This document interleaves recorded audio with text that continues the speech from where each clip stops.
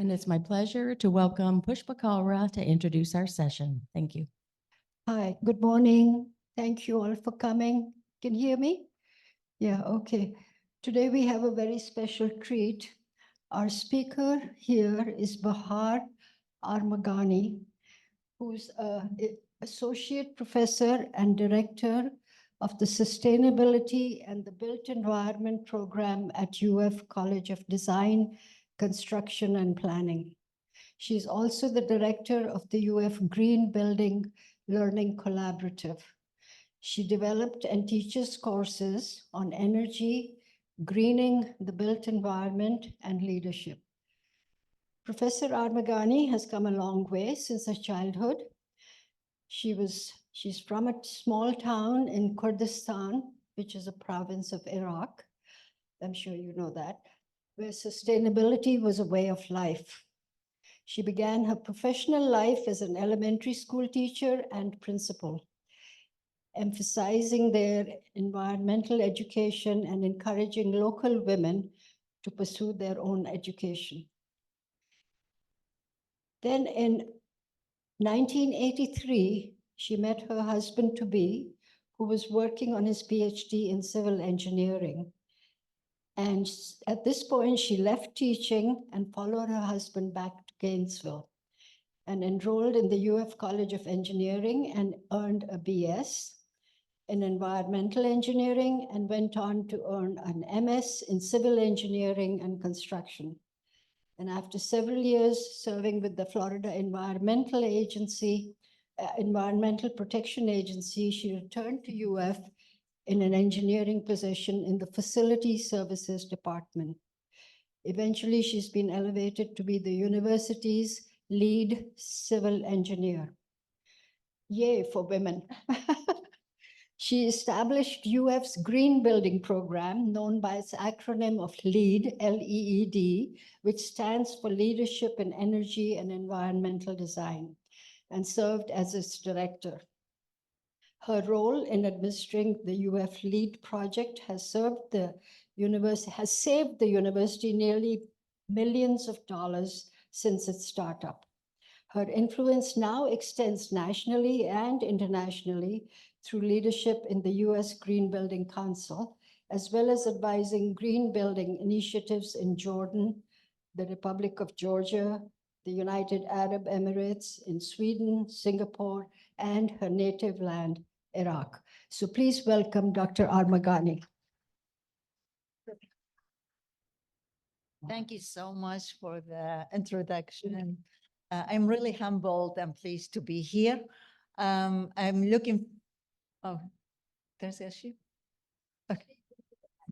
Okay. I'm glad to be here and thank you for having me. I think I've been here before once, but I'm not sure when was it, maybe a few years ago, to talk about the same topic. At that time, I came with Chris Machen when she was the first lady at the University of Florida, and I'm glad to be here today again. I'm going to be talking about a couple of things, buildings, definitely, and what they are, how they have impact on us. But then the other most important thing that has surfaced as part of sustainability, which is health and well-being of the people in the building. And that's what we're been focusing on that too. So this is our planet. It offers a lot of resources. It's a beautiful place we can live, play, in and work. But we need to be thinking about it, how we're going to be taking care of it for us and for future generations too. So I wanted to give you some like very striking statistics about what is happening in the built environment. And here basically is showing buildings. Every city has buildings, has different type of buildings, small buildings and large buildings.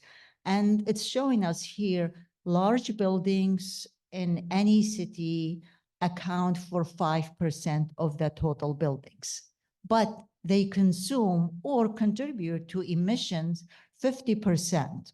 And then the other half of the building in every city is about 95% of the buildings are smaller buildings. but those are basically contribute to the other 50% of the emission. So think about the balance between large building and small building and how they contribute to the emission. So again, we really need to know there are too many existing buildings, but any new buildings that is built after 1 year of occupancy, it becomes existing building too. So by year 2040, 2/3 of the global buildings, we're talking a big picture globally, that they will be existing buildings. And all of those existing buildings contribute to the greenhouse gases. And we need to know what are the things that we need to do to minimize that so it will decrease the impact that has on the planet and on us too. We can do it by basically electrification. Usually what is contributing to the greenhouse gases is the energy. You know, we have the light on, we cool the building, we heat the building, and that uses energy. And the energy mostly is coming now with from fossil fuel, and that's basically contributing to the CO2 emission, but we can change that by electrification. That means we really are not going to be able to stop the growth, to stop buildings, but we need to do it smartly. How to do smartly? To convert that to renewable energy that's coming from a source that does not contribute to emission. And then the next thing, you can go to the renewable energy that you're going to be using. This is a really striking, and this is very recent information that we got, I think it was last semester. As you can see, the growth area of building in terms of square footage, where is it located globally on all these continents? And this basically tells us between 2020 and 2060, there will be 2.6 billion square footage added to the building stock globally. If you think about it, it's equivalent to adding the entire New York City to the world every month for 40 years. So that is a striking number that we need to be thinking about. And that's what we need to be thinking about buildings. The same, because we build a lot of new buildings, we can still do the same thing. Just like we did for the existing building, we need to do electrification. So start from the beginning. When you design a building, you design it with renewable energy instead of going back and dealing with it when it becomes existing and you deal with that problem later. And now it's become much easier to do renewable energy because PV, like photovoltaic or solar, has become very affordable. You can integrate it into the built environment, and we still have to go back and look at existing buildings. So when I talk about this, I want you to think about your buildings here. What are they? How they are operated? Where they are getting the power from? What is the carbon footprint of this community is? And what are the things that you can help and contribute to minimize it. The other thing I wanted to show, basically, CO2 emission globally, as you can see, majority of it is associated with the built environment. So it is not only building operation, but building material that you will be using. If you're using concrete, if you're using asphalt, if you're using rebar, all those things that is steel, that all these things contribute to that. And we've learned for the past 20 years, buildings contribute to the emission more than the transportation and industry both together. So think about that and how, I'm going to talk a little bit about after this about what are our role, we can do something about it. And this was really, we were not like that.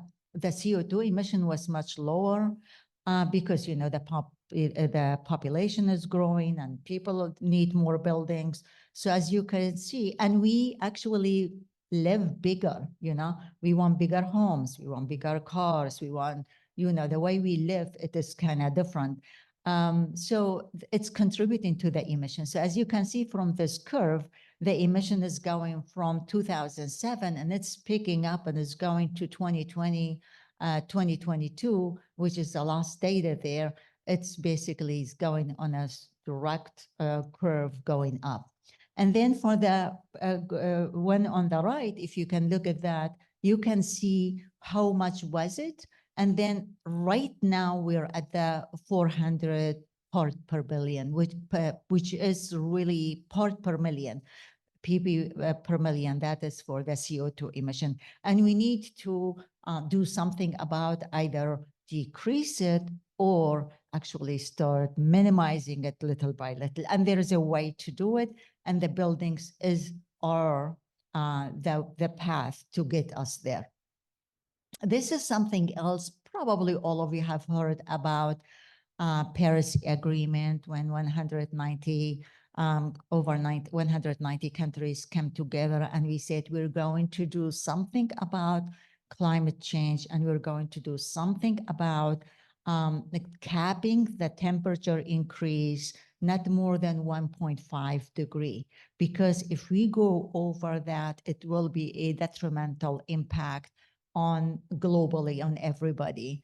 That includes the health, it includes food, it includes a lot of other things, migration. That will be a lot of things that we need to be thinking about. But as from here, you can see we really started doing some of the right things when this sustainability movement started back in 2000. As you can see, we're making a little dip into that, but we want to go to zero. We want to be like emission free or bring it down as much as we can to decrease emission, because well, I'll talk a little bit later about the impact of this emission on the health and well-being of everybody.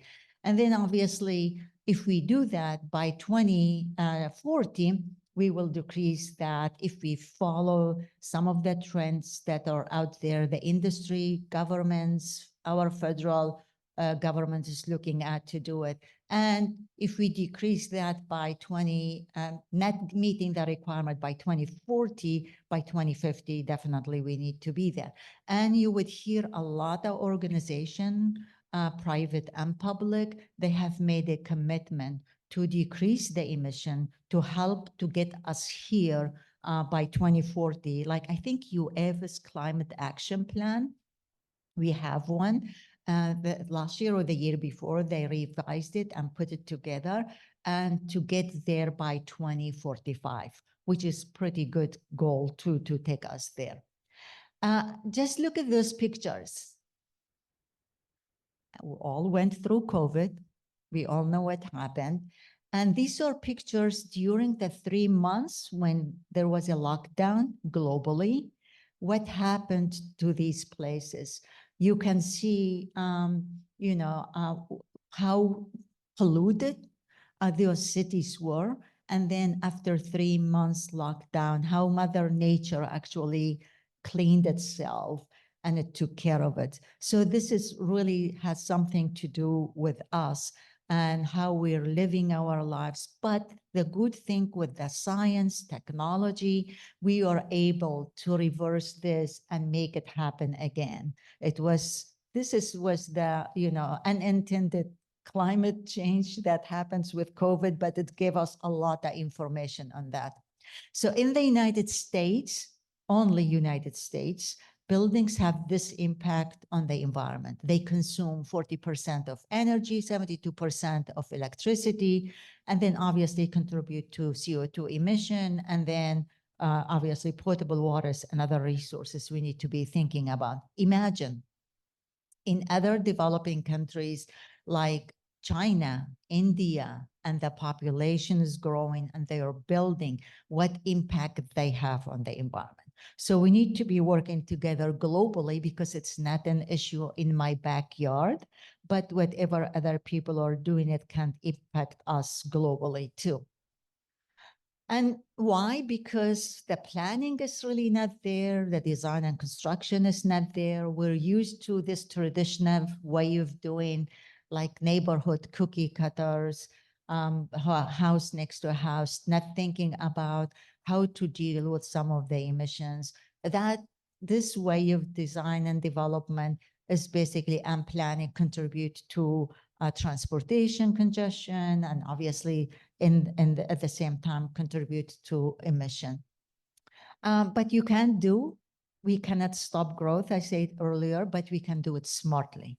We can do it in a way that's not going to impact the way of we live, the way we play, and the way we enjoy our lives, but at the same time thinking about this impact on the environment.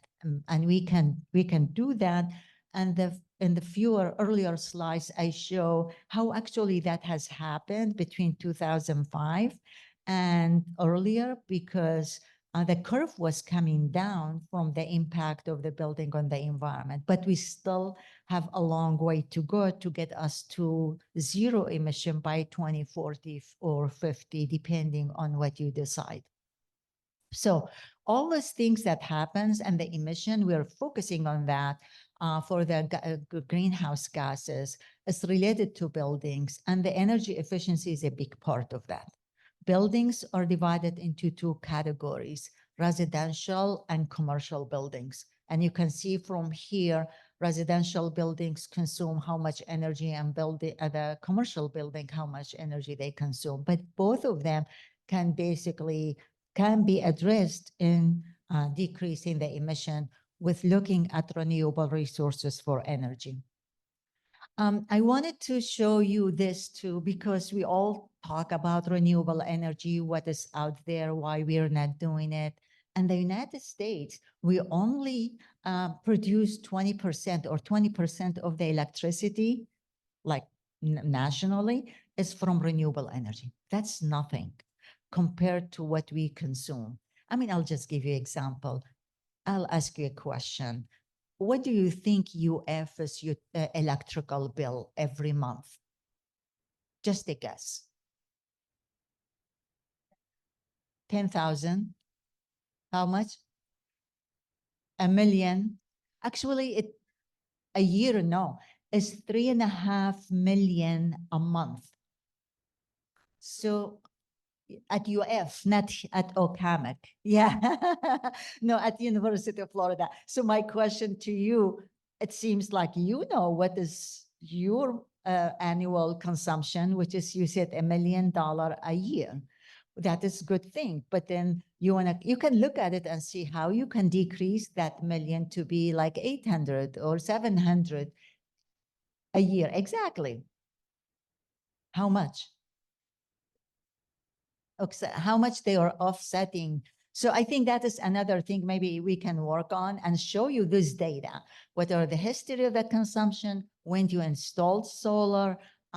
Since you installed it, did you have the payback in your investment? How much you're generating from renewable energy? How much emission you are offsetting? These are some great information that a lot of people, I mean, I want to know, to be honest, and it will be educational for us too. Oh, show me that. Yeah, I would love to see that. But let's look at for us, now in the United States and nationally, only 20% of their electricals come from renewable energy. And when you think about renewable energy, because we live in Florida, we will say, oh, solar is the best thing that we can do. But actually, majority of the renewable energy is coming from wind in the United States. And usually wind, the designated area in the United States or region for wind power generation is the Midwest area.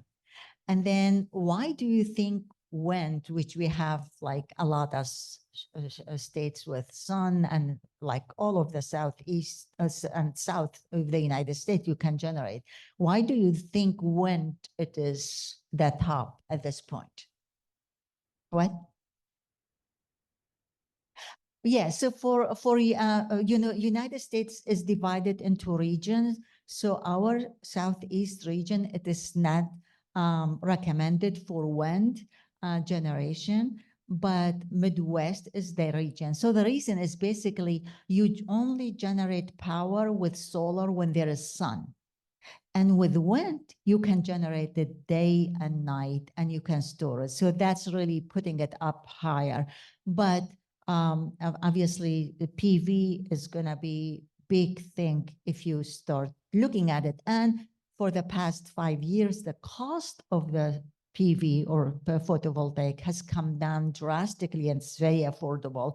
And the federal government came out with a lot of incentives for people, residential and commercial, to install PV, again, to take us toward that reduction of the emission. And this is some of that, it's a curve that shows basically the wind generation is going up, the hydro is coming down, and then the solar is actually picking up and is going up too because of the cost drop in solar. And this is again showing just the United States, where the power is actually from. Majority of it has come from electricity. And then we have some coal and the emission from the CO2. And then for the right side of this curve, it shows the actual 30% reduction we have since 2005. Green building movement and sustainability started actually back in 2000. Between 2000 and 2005, we established some baselines, and we said, okay, we're going to use this consumption starting 2005, and let's see what are the strategies, technologies we're using to decrease that. And between 2005 and 2020, we decreased the emission by 20%, and that's really leads to the green buildings movement, energy conservation, and these things help. And then the projected one on the right side of this graph is showing we can actually reduce by 72% if we apply some of those strategies that we have, continue doing it, and make sure that we are capping the temperature to below 1.5 degree increase. That will take us to that zero emission by 2040 that I mentioned earlier. So this is just for the United States, but then the other curve that I showed earlier, that was global. So how you do it, you use a rating system. There are many green building rating systems are out there, but we have done really a lot of research to see which one is the most effective, and you get your return on investment and see results. And that is Leadership in Energy and Environmental Design Green Building Rating System by the US Green Building Council, which is a nonprofit organization that shows how, and all the members are architects, engineers, utility providers, people like you and me, and we are looking at what are the best way of doing it. And our job is to teach the young generation how actually to carry that torch and go forward to continue doing that. So UF actually adopted, I was big part of that when we started LEAD, and we adopted it for all the green buildings or buildings on campus, all the major projects. And right now UF has many green buildings. I'm going to talk about it like later on. So when you do building green, let's say this building, there are many things you have to be considering. You have to consider your location, your landscape, your water inside and outside of the building, your energy, the material that you used to build the building inside and out. And then the other thing is the indoor environmental quality, which directly associated with the health and well-being of the people in the building. And then the last thing is the transportation, how that is done for the people in the building coming and going. And considering all of those things, then you really have an optimized building that it is impact or emission of CO2 emission and contribution to greenhouse gases actually reduces. So with that, we established LEED Lab in our college. So the LEED Lab, we take buildings on campus and go through them or projects and say, let's look at this building, how it's built, how it is operating, what are the things that they can improve upon, and what are the benefits to the client or the building owner or the occupiers. And we have many students have graduated from that. And actually, they get their professional accreditation from Green Building Council or GBCI, Green Business Certificate Institute. Just to give you what the magnitude of this, state of Florida's population is about how many? 22 million? About 22 to something million plus. And there are only 9,900 LEED accredited professional in the state. That means these are the people know how to design, build, and operate to be buildings. And among those 9,900 professionals, that they are recognized globally for these skills that they do for building green, are about 88 or 90 are our students that they have actually graduated from LEED Lab, and they took on a building on campus and they went through it and they learned how to do it. And industry actually are after that to hire our student because of those skills. So what is the benefit? There are three major benefits: health, economic, and people. Usually people come to the top because we cannot have anything without people. Like, we're not going to be able to have a university without students. You're not going to be able to have this community without the community members. So people are becomes big part of it. So, but the health and community is a big part too. How you're really supporting your community, how you're going to getting up and walking around and going to the farmers market and doing other activities. And economically, you're really looking at how you keeping whatever you're spending locally. So local farmers supporting that. People who are providing services to us locally, these are the ones that we need to invest in them to keep them instead of going and buying something from, I don't know, Colorado or somewhere else, because there's a lot of other things associated with that, with the transferring and emission associated with that and all those things. And then obviously the environment. I showed you the first slide was we have a beautiful planet and we need to do whatever we can to preserve it and enjoy it. So if you do build green building like we've been doing at the university, this is what you can get, the results.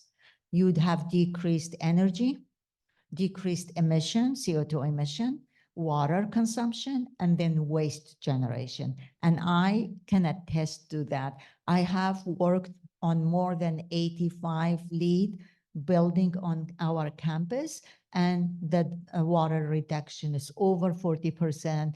The energy consumption, it just goes between 20 to 45. And then obviously CO2 emission directly associated with the consumption that you have. Waste management is a big deal. UF actually had a goal to go net zero waste by 2015. That was early in 2000. We started learning about sustainability. But by the time 2015, it was really hard to get there. But they have made huge strides to decrease the waste generation by the programs that you have: recycling, composting, not only from the buildings generation, but basically the construction waste management too. So I want to just tell you about UF. You know, UF is a big place. It's 2,000 acres. You know, when I used to work in an office that used to be in charge of design and construction, and I have, all of you probably know about O'Connell Center, is the iconic building. I was the project manager for O'Connell Center, and we rebuilt it to be green and sustainable. But at that time, back in 2016, UF's budget for building and designing on campus was about $400 million, $500 million. Today, UF's budget for building on campus is $2.4 billion. So if you drive on campus and walk around campus, you would see a lot of construction and things are going on. And proudly that UF is actually considering all these buildings to be green, sustainable, and LEED certified. So that's why we're making a dent. And that goes toward university's climate action plan by 2045 to get us there. So these are some of the buildings that I just showed you there. And UF has more than 99 green buildings. And they are expecting to probably by end of summer, they will reach the 100 buildings in the United States. Actually, the first public school in the country that has this many green buildings. And this is what they are, where we are at. So many of you probably have seen this building or passed by them. The newest one is the data center building, and that building is pursuing to be platinum LEED certified. I have taken my classes there for tours multiple times. And I think you asked me if you can like arrange something for you, and I'll be more than glad to do that. So that's another thing that you need to know about UF, and there are so many things and resources there. And our program is really focused on, laser focused on the sustainability on campus and see what's going on, what we are doing compared to other places, and how our students actually to learn from it and benefit from that too. So we talked about building a lot. So sustainability, it is not about building, saving energy, saving water, all the other thing, emission associated with that. Well-being of the people in the building is as important as you're doing the buildings themselves. And this become really more apparent to us after COVID, because we were focusing on buildings, but now the health and well of the people are going to be more important or as important. So building standard, remember I said for buildings, there is LEED building standards. For health and well-being of the people, there is building standards. And building standard is by the International Building Institute. And people on this board, and they look at everything, they are doctors, researchers, people who know a lot about people, about the health of the population. So we started looking into that and doing that. And back in 2021, when COVID was like at its peak, I contacted them and I asked them, I would like to establish a lab for us to teach our students about how to do buildings and look at the issues that impact people's health and well-being. And remember in buildings, we focus on the water inside and outside, landscaping, energy, material, indoor environmental quality, transportation, other things. For you look at these important things that's associated with people: air, water, nourishment, light, movement, thermal comfort, sound, materials, mind, and community. So in addition to the things that we talked about for buildings, green buildings, you're integrating these into that too, that focus on the people and the building. So look at the building holistically, its operation, how is it doing? What are you using? How healthy it is? And then how it's been designed, or you can design it. And then some of the policies that you're following to make sure these things are in place, and whoever comes, they still gonna be following that. Those policy can be adjusted and amended based on the changes. And as you know, things are changing every year about what is happening in the built environment. So I wanted to ask about how much do you think you spend time indoors? Somebody tell me. What? It was yeah. So like in an average person, and they have a little car there too. So if you're driving like 2 hours a day in traffic, that's considered inside. It doesn't consider outside. So, I mean, average person actually spend 90% of their time indoors. And with that percentage to be you're spending inside, the indoor needs to be as healthy, as good, as um, uh, easy for you to be adjusting to and spending time in there. So if you're spending that much time there, what do you think your environment is? If you're spending 90% of your time indoor, how do you designate that time to be good, healthy, productive, happy? What do you think? Anyone? Anyone? Half, half, yes. So I would agree it can be half, half. But a lot of times when we are in a space like like in my office, I have a window, but I really hardly notice it because I'm so busy just focusing on the computer. I don't enjoy that.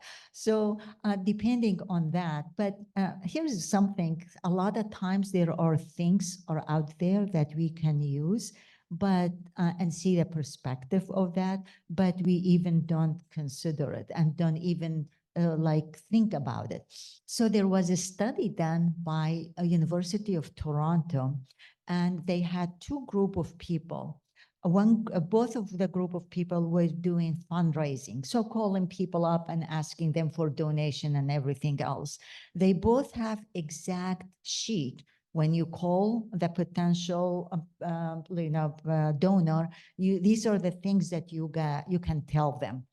In one of the group, they had a picture of a woman finishing a race and then celebrating like at the end finish line.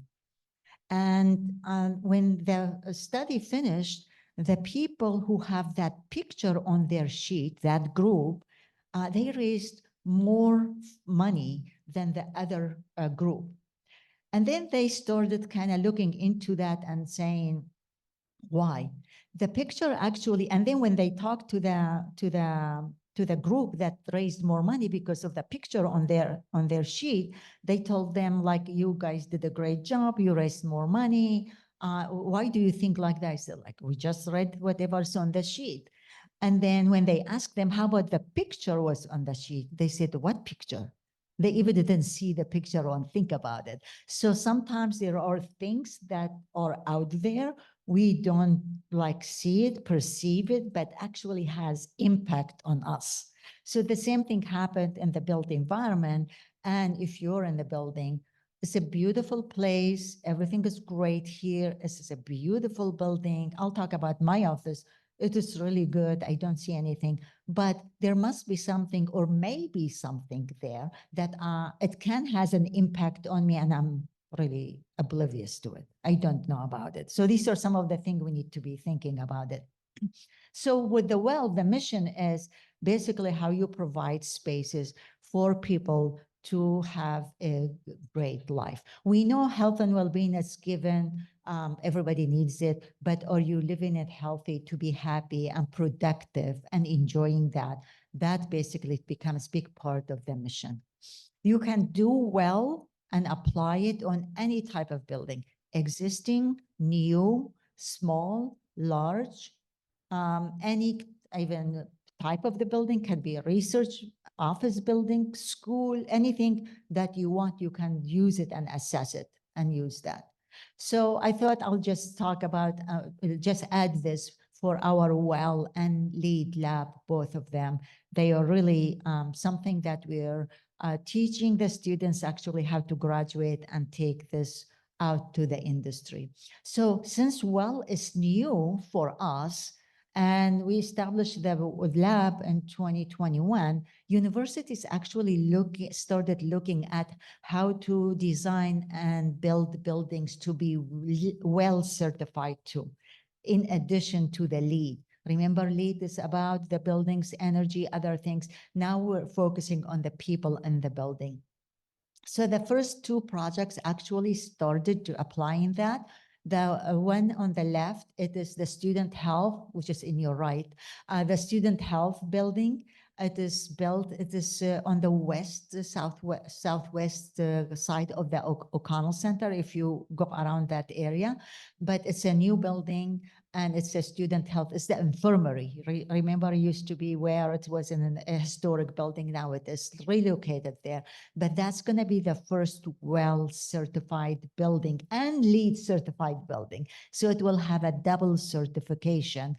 And it is under review. I think it will get platinum well certification. The other one is on the right. It's our building for our College of Design, Construction, and Planning. It's a new building, and we're pursuing actually well certification and LEED certification. Both of them, the students are using it in the classroom, how to do both. So well and green go together. If you're green, you have to be well too. So both of them looking at together, you're getting optimum for the building and the people in the building. The other thing is you really need to be thinking about is the UN Sustainable Development Goals. They have become really apparent and everybody's looking at it and using it. We're integrating it into our curriculum and adding it to our course. So for example, if you talk about well is going to tell you for air what UN Sustainable Development Goal actually can meet. And then I worked with a group of faculty. We developed a guide for faculty to integrate UN Sustainable Development Goal into the curriculum. So it's becoming more global. For us, our students, they need to know about it because when they get out there, now they need to know what's happening globally. So understanding what UN is looking at and other countries, it's good for them. So the last thing, I want to just tell you a little bit about our program. Our program is very new at the College of Design, Construction, and Planning. It's the only STEM program in the state of Florida for the sustainability in the built environment. And it started in 2008 when all of those movements picked up. So we had 2008, 9 students. Today we have 177 students. Every semester we graduate, every year we graduate 60 students, and they are highly recruited by organization in the industry that they are focused on sustainability.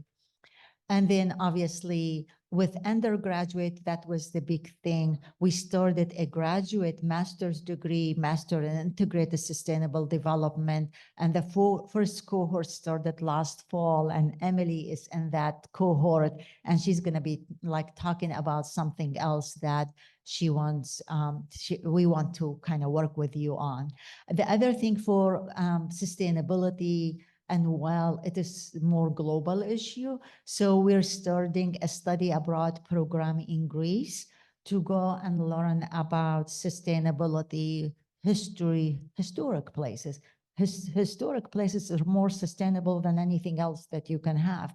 In addition to, I was talking earlier about blue zones. How many of you have seen the blue zones? Blue zones? Oh, excellent. So actually, if you look at Netflix, blue zones are certain areas in the world that people actually live like past 100, majority of the people. And there are some areas, one island in Greece actually that, and it will be part of our stop to see what is contributing to these peoples to live that long and what they are doing for us to understand it. And then for sustainability, really, we need to teach the young generation, start from early on. So we started a high school program summer high school program, sustainability exploration on campus. And we're going to start that program this summer. And hopefully we will reach students, younger students, to learn about that and understand it and be part of the change. So I will take questions. Then I would like to introduce Emily to you. She's our master's degree student. She's going to be working on a project this summer. When I told her that I'm coming here, she was so excited. She said, I want to come and I want to do my project, some master's project with them and see how we can work together applying well. But I'll take a few questions and then we can, Emily, talk about her approach and what she wants to do. Thank you so much. We have questions.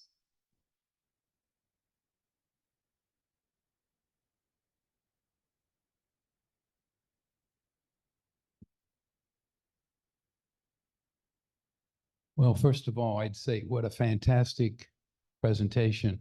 It opens my eyes and ears. Two questions I have. One is, I'm sort of old-fashioned and a traditionalist when I look on campus. I remember that where I went to undergraduate school anyway, everything was brick and mortar, the halls of ivy. Behold, the song. And then last week when we were driving the campus, we noticed across from the Rights Union, the big parking lot that is now, and it's an entirely different look. And I know aesthetics are important to people, but is brick and mortar going to be something of the past? Is that not a sustainable characteristic for buildings, particularly with large buildings, hospitals, colleges and universities, condo units, etc.? Then the second question is, when we go to the beach and notice the tremendous amount of power in the undertow and the waves coming in, what are the things that prevent us from capturing all that power? I guess you would call it hydroelectric power. Tidal power, yeah. Why can't we submerge turbines underneath the surface on the bottom of the ocean to capture all this power? That's two questions. Yes. Okay, thank you. Yeah, so for the first question, probably I will just say it as a faculty, not as representing the Office of Planning, Design, and Construction, but by working there for maybe 15 years and follow up what is happening, I can probably answer that question. UF has 4 quadrants, isn't it? The northeast quadrant is the historic quadrant. And that side usually have the red brick, so that has to stay. Even the buildings that goes on the perimeter or surrounding that historic district, you have to integrate some brick to it to blend it in. So for example, our building is just south of the Century Tower, next to the music building. So it's going to be a modern building, but we have some brick actually integrated into it to keep that. And then I'm going to answer the question based on that specific thing that we are working on now. So that brick, actually, all of it is going to come precast and ready to go. Why? So the contractor was saying, we cannot find anybody who lay brick anymore. So the people who used to do that and have that skill, it's almost like non-existent. And they're having hard time to finding that. So to make it easier and still give it the look, so they will have all brick coming like panel, precast. It has the same look. It's going to be installed. So it has and benefit obviously associated with that, like sustainability, because you don't have to spend all that much time for that brick coming from Georgia or from somewhere else and using some energy to making the brick. And then obviously economically, it's going to be more cost effective if you bring the whole panels and bring them there. The new material that you're seeing, like at the data science building, at the new dormitory, that if you have gone by it, that they have done, they are very energy efficient too. But UF is known by the red brick, and they are keeping that intact. But if you go to the southwest quadrant of the university, where the museum and performing art and all of that is a contemporary area of campus. So that was the answer for the first question that I would say. For generating power from hydro, obviously it is well like put, and you can do that. But all of it again comes to policies, cost, and aesthetics, impact on the sea and other things that is happening. In some places you would see, not in the United States, but in Europe, they have windmills. Actually, they are in the water, in the sea. So you can do that. So for us, I think if we use in Florida with the sunshine that we have, we should be able really make a dent into that generation. And you can see that in one thing. So if you drive along the I-10 and I-75, you would see huge PV farms, like solar farms, like all over. So these are actually the utility companies started taking steps to generate power that comes from renewables. So UF's power, I don't know where it's yours coming from, if it's Geo or you're somewhere else, but UF's power is coming from Duke Energy. And Duke Energy have installed these huge PV farms that generate power. So UF has a contract with Duke for the power, and they are planning or have started asking. I'm not part of that discussion, but I have heard it from secondhand that they are going to be looking at asking Duke to give UF some of the renewable power to UF when it comes here. So it will help us to get to our goal for 2045. So that is another thing that is kind of happening in the industry, what is going on. But all of what you said, it is very valid, but it has a lot of other things attached to it that's above my pay grade. Okay, yeah. Thank you, Fred. I have several connections with some solar and energy things up. Actually, my husband who's passed, he had a solar patent. It's not for here, but it's for up north where they took solar and then how do you hold the heat? And they actually held it in rocks. And they brought in local rocks, they held it in that, and then at night they used the heat from the rocks to warm the homes, and he had a whole community of them. I ran a school, a STEM school with FIU, and some of my kids came up here with 2 years of college already done. But we worked with MIT with their development of their roll-on solar panels.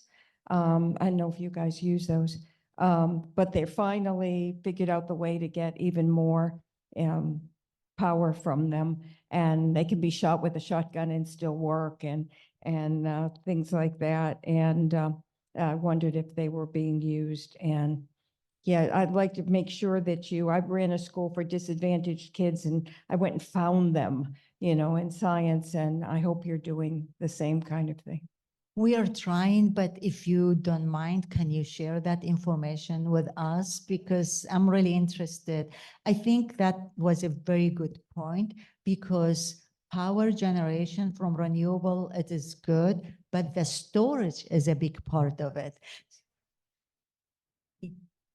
Yes, so they are making some batteries that you can store them, like Tesla's making like for homes and other batteries. Actually, the PV farms by the utility companies that I talked about earlier, one of them, Moss Construction, they have a division for renewable energy, and he did a presentation to my class last week, and they were showing big batteries actually they are using for storing the power. Okay. Swift Solar, Okay. which has that connection if you want to Okay. get in touch with them. Yes, thank you so much.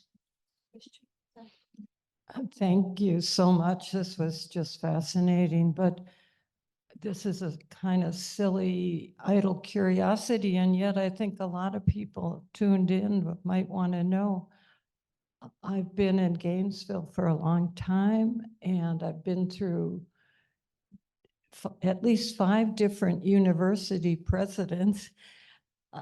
Who do we thank? Did you say that UF is #1 in green buildings of public education? Somebody must have had that as a high priority in administration. Yes. You, okay. I mean, I am part of it. These things, you cannot do it by yourself. No. It's a team effort and support from the administration.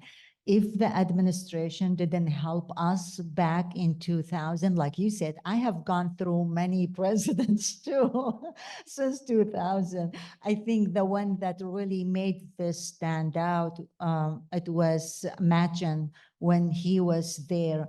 And Chris Machen was a huge support for what we did and to elevate us to this level. And so once you started, it just followed the momentum.